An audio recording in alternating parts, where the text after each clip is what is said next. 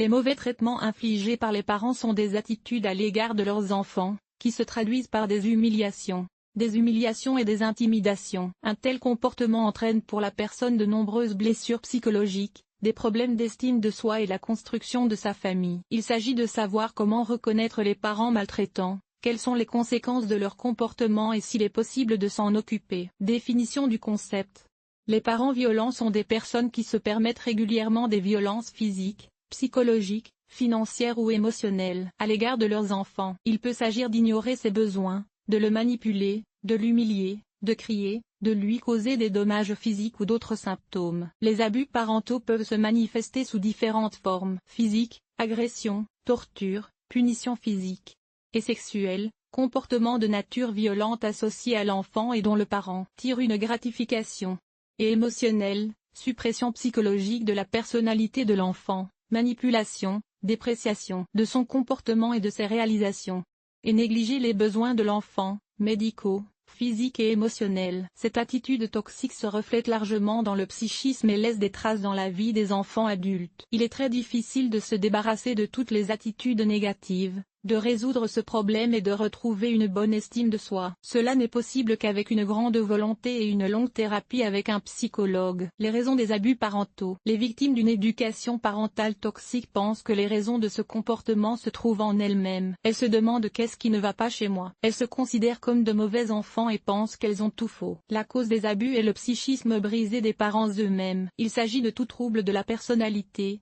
y compris le narcissisme, les troubles mentaux, les troubles sociaux et la schizophrénie. À cause de lui, les parents sont incapables de percevoir correctement la réalité qui les entoure. Ce qui fait souffrir l'enfant, il le voit comme de l'amour, et la victime tente de se cacher ou de se défendre contre les mauvais traitements en les considérant comme un défi. Dans la plupart des cas, les parents continuent à utiliser les méthodes d'enseignement appliquées à leurs enfants. Leur psychisme commence alors à se modifier, entraînant une situation récurrente de scénarisation. Pour eux, il semble que les enfants doivent être a priori obéissants, ce qui les ennuie eux-mêmes et les déçoit dans leurs erreurs. Dans ces moments-là, les parents ont l'habitude de transmettre des phrases à leurs enfants. Et derrière ces mots, au lieu du regret, il y a le désir de l'enfant. Ceux qui ont eux-mêmes été victimes d'abus dans leur enfance ne sont pas capables de grandir jusqu'au bout. Par conséquent, ces parents ne sont pas enclins à l'empathie et au développement personnel et ne veulent donc pas apprendre à appliquer d'autres méthodes éducatives. Ils ne peuvent pas dialoguer parce qu'ils sont convaincus que seule leur opinion est correcte. Les symptômes d'infantilisme sont un autre trait typique des parents d'ABQR. Ils sont enclins à la honte, modifient leur culpabilité à l'égard des autres et leur sensibilité à l'opinion d'autrui. Signe de parents abusifs.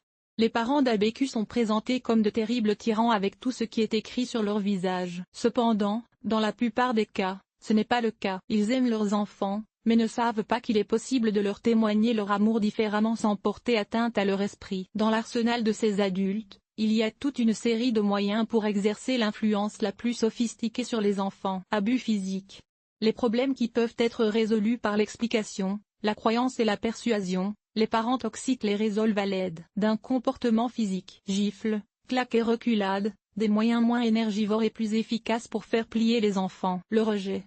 Cette méthode psychologique est également courante chez les parents toxiques. On peut dire à l'enfant que s'il n'obéit pas, il ne sera pas comme il devrait être, alors ils sont confiés à des orphelinats, à la police et à des étrangers. Ils ne les emmèneront pas se promener au cirque du théâtre. Ils le remplaceront par quelque chose d'autre. Parce qu'il est assez talentueux, assez intelligent, qu'il n'a pas le bon sexe, etc. Les enfants prennent ces phrases au sérieux, croyant à l'autorité et à la justesse des décisions de leurs parents. Elles portent atteinte à l'estime de soi de beaucoup d'entre eux et créent l'idée mythique qu'un enfant peut être aimé en tant que tel. Ignoré. Cette méthode est utilisée par les parents qui ont eux-mêmes souffert de rhume émotionnel lorsqu'ils étaient enfants. Il est plus facile d'être frustré de ne pas connaître les désirs et les besoins d'un enfant que de résoudre des problèmes et des conflits complexes. Dans la vie de tous les jours, l'adulte s'occupe de son enfant, le nourrir, l'habiller, le soigner, mais ne se manifeste pas sur le plan émotionnel. Il ne soutient pas, ne compatit pas et n'essaie pas d'établir un contact. IPROPK. Abusent d'une forme de contrôle. Les parents sont les seuls à savoir mieux que quiconque ce que leurs enfants doivent faire dans l'enfance et à l'âge adulte. En cas d'infraction ou d'incohérence, l'enfant doit être responsable et puni, et doit continuer à obéir à son agresseur pour éviter toute aggravation. La peur. Ce type d'agresseur est généralement utilisé par des parents dont le psychisme est ébranlé. Ils s'immiscent dans la vie de l'enfant, font éclater la colère, puis s'excusent et reniflent la culpabilité. Chez la victime, cela provoque un conflit intrapersonnel. En effet, il est impossible de deviner quand et pourquoi un parent bon et aimant devient une source de mal. Le courrier de la peur. Les enfants croient facilement tout ce que leurs parents leur disent, ce qui est un aspect courant des abus. Ils peuvent menacer les enfants pour n'importe quelle raison et même les menacer de suicide. Tu ne réponds pas au téléphone, donc tu n'as pas besoin de ta mère et tu seras mieux sans moi, vois ce que tu viens faire chez moi. Gazoralin. Le gazoralin est une forme particulière de violence psychologique qui a un fort impact sur le psychisme des enfants. Les parents ne permettent pas à la victime de formuler son propre point de vue, mais lui imposent des choses telles que ne pleure pas, ne me fais pas de mal, rien de tel ne semble exister, eh bien, ça t'arrange. Celle qui avait promis de t'acheter des jouets, tu n'es pas sorti dans sa chambre, alors elle n'en vaut pas la peine. L'isolement. Une communication restreinte avec ses pairs peut sérieusement affecter le psychisme d'un enfant et ses aptitudes sociales. Pour de mauvaises raisons, de nombreux maîtres de maison interdisent aux enfants de se promener, de jouer avec leurs camarades de classe ou leurs amis, ou de quitter la maison pour aller ailleurs. Ils finissent parfois par retirer l'enfant de l'école pour lui donner des cours à domicile, simplement pour limiter ses contacts sociaux. La corruption. Cela inclut les comportements sexuels ainsi que la permission donnée à l'enfant de faire des choses inacceptables. Boire, fumer, se droguer, regarder de la pornographie, faire preuve de cruauté envers les gens ou les animaux. Les enfants ne devraient pas y être confrontés. Exploitation. Certains parents pensent que les enfants peuvent très bien assumer les mêmes responsabilités que les adultes. Ils commencent donc à les attirer, à travailler à la maison, à s'occuper de leurs jeunes frères et sœurs et à les responsabiliser financièrement. Cela se fait non seulement par la coercition et la persuasion, mais aussi par un accord assorti de promesses de récompense. Aider un enfant ne peut être considéré comme normal que si la responsabilité est réalisable et assumée de sa propre initiative. Que faire si un parent est l'agresseur? Il est important de noter que les abuseurs familiaux sont toujours la seule mère ou le seul père. En tant qu'enfant, le second conjoint est exposé à la violence et ne peut donc pas jouer le rôle de défenseur. Pire encore, lorsque le conjoint de la victime essaie de plaire à l'agresseur et commence à imiter son attitude envers l'enfant, l'enfant doit subir une double violence. La victime a donc deux options pour la suite des événements, soit une vie de subordination, soit un travail sur soi et une émancipation. Cela demande beaucoup d'efforts, de temps et de courage. Les enfants adultes doivent comprendre que leur vie est primordiale, et vous pouvez la gérer comme vous l'entendez. Étape de la vie d'une victime avec un parent violent. Les enfants sont influencés par leurs parents et croient facilement à leurs propres paroles et croyances. Il en va de même pour la honte. Les enfants commencent à croire qu'ils sont mauvais, indignes, malhonnête et stupide. La victime est consciente que l'atmosphère dans laquelle elle a dû passer son enfance est une atmosphère dans laquelle elle comprend combien de temps ses parents ont passé dans une foi aveugle et quelle a été leur trahison. En règle générale, cela se produit déjà à l'âge adulte. L'enfant adulte est libéré des pensées et des sentiments qui lui ont été imposés. Il est prêt à rompre la communication avec ses parents toxiques et à prendre la responsabilité de lui-même et de sa vie. Conséquence de l'éducation familiale d'abuser. L'éducation familiale par des parents toxiques ne se fait pas sans trace, sans dépendance, à l'égard des exigences, sans reproche et sans ambition. Conséquences les plus courantes d'une telle croissance. Faible estime de soi, manque de confiance en soi et en ses capacités, manque d'indépendance, perception négative de soi, une vie de peur constante.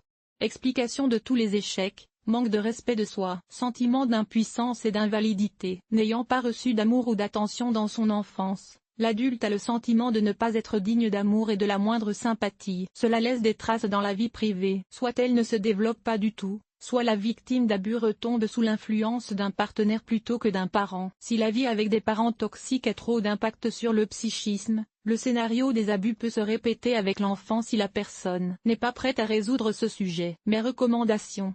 Enfant, une personne ne peut pas encore comprendre qu'elle est devenue une victime abdominale. À l'âge adulte, il est non seulement possible de le comprendre, mais aussi de sentir son indépendance et de commencer à vivre pleinement. Faites confiance à vos sentiments. Si vos parents semblent vous étrangler en vous donnant des conseils, des soins ou des interdictions, vous devriez réfléchir à ce qui se passe. Suivez vos sentiments en les notant et en les analysant. Rappelez-vous que vous ne devez pas leur reprocher de vous avoir si maltraité. Cependant, c'est à vous qu'il appartient de décider des mesures à prendre et d'assumer la responsabilité de votre vie. Soyez en colère contre vos parents. Vous avez le droit d'exprimer vos sentiments, et le pardon ne doit pas réprimer les émotions. Rappelez-vous que la colère n'est pas seulement négative, mais qu'elle est aussi une bonne source d'énergie. Gardez vos distances avec les agresseurs et ne développez pas de conflit s'il n'y a pas de force. Tout moyen de sortir d'une relation toxique est approprié et une rupture complète avec les parents. Continuez à vous intéresser au sujet de l'abus. Lisez des sources et communiquez avec des professionnels. Analysez ces informations afin de sensibiliser les gens et d'enquêter sur la situation à l'extérieur. Il n'y a absolument aucune culpabilité dans la manière dont les parents ont traité leurs enfants lorsqu'ils étaient enfants. Les parents ne sont pas choisis,